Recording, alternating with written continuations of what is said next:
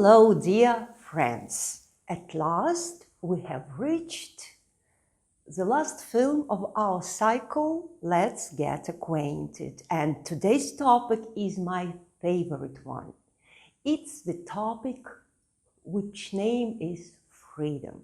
What a sweet word, freedom.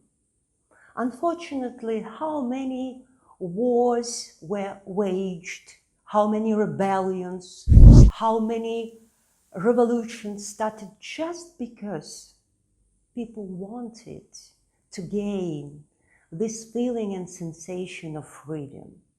It was the freedom of their land, the freedom of their culture, many other ways of their identification. But we're not going to talk about it right now because our target here is to talk about psychology. What is the freedom in psychology? Is it possible at all to be free? Because we have a mechanism inside our head, our body, which is programmed so intensively, so cohesively together that it's still a question if we can think at all about freedom of ourselves. First of all, let's find out what it means to be free from the point of view of psychology. Freedom is at the point where the knowledge is. And not just the superficial knowledge or the information or idea of something, but sometimes very detailed, thorough, meticulous information which the person dares to investigate. And it's not always a pleasant way to go to the core of this knowledge. What are people afraid of? Of wars, of disasters, catastrophes, of being betrayed, of becoming poor. There are so many things we can enumerate which really threaten people and make them frightened. But very few people know that the most fearful thing for a person is to look deeply inside and to see those parts of himself which are unknown to him.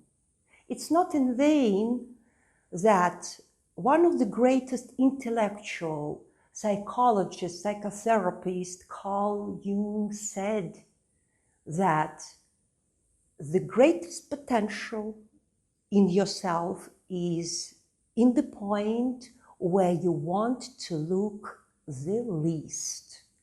As if he echoed the famous statement of Greek people who were great, wise philosophers who said, just get acquainted with your demons and probably you will understand what the power is. Certainly, please take my words reasonably. I'm not pushing you to do something dangerous, something like-minded.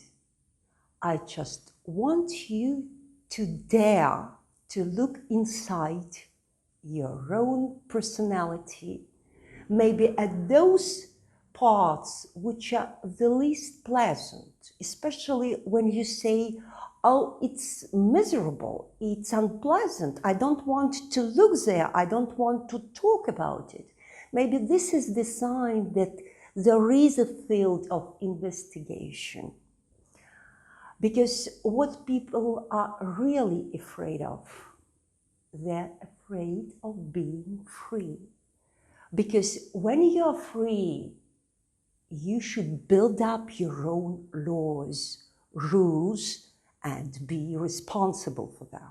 While you are in the system, while you're programmed by your upbringing, school, religion especially, in this role, this is the most powerful program from which it's so hard to get out.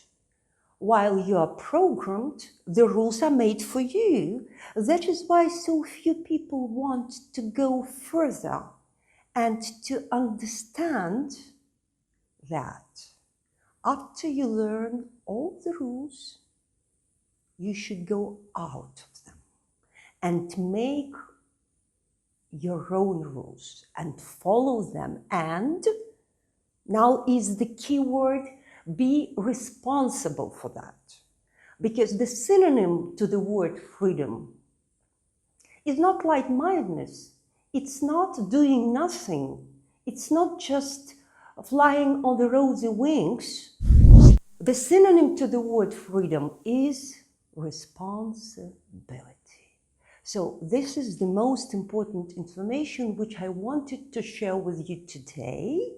But coming to the end of our, I hope, interesting and maybe even captivating meetings, I would like to share with you the wisdom which is contained in 3-5 minutes piece of information, and only a great master could compose it in such a way that it's quite enough to go through those lines, to digest them, and maybe you even don't need any other books if you're capable enough to understand those. If you can keep your head when all about you are losing theirs and blaming it on you, if you can trust yourself when all men doubt you, but make allowance for their doubting too. If you can wait and not be tired by waiting or being lied about, don't deal in lies. Or being hated, don't give way to hating. And yet don't look too good, nor talk too wise.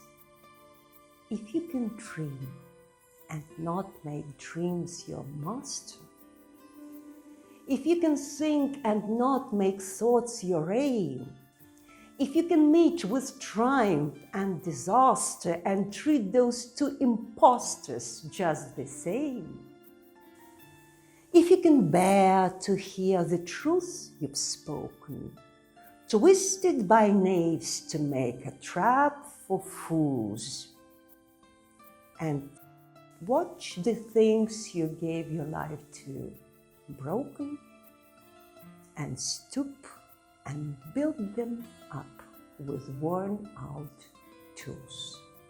If you can make one heap of all your winnings and risk it on one turn of pitch and toss, and lose, and start again at your beginnings, and never breathe a word about your loss, if you can force your heart and nerve and sinew to serve your turn long after they're gone, and so hold on when there is nothing in you except the will which says to them, hold on.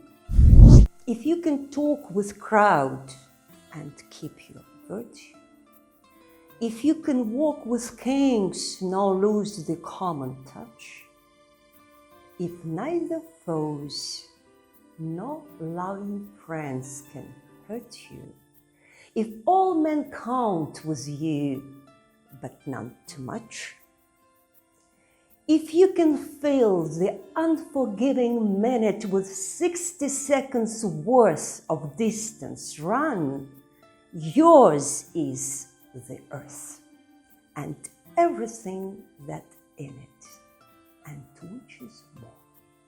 You will be a man, my son. These were the words of the greatest famous poet, Rudyard Kipling, and we should be grateful to him for this wisdom. And I hope that our meetings were interesting and we really managed step by step to get acquainted. See you next time.